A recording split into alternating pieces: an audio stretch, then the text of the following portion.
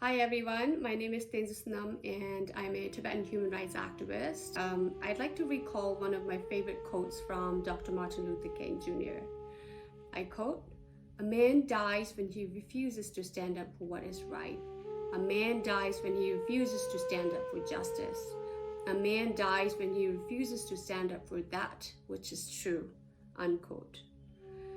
So while growing up in an exile community, in a very small Tibetan refugee camp, perhaps in one of the most remote places in northern India, Ladakh to be particular, I remember being told that I was very lucky.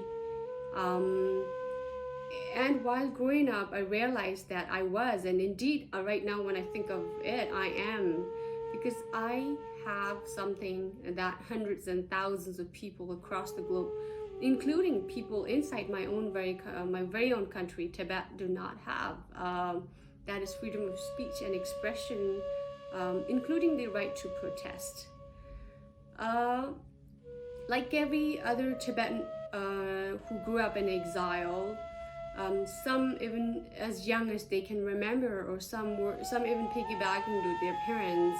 I, like them, remember going to protests during 10th March and 12th March against the communist Chinese rule in Tibet. And not just only those 2 days, but every other day when there's a need and when the time calls for it.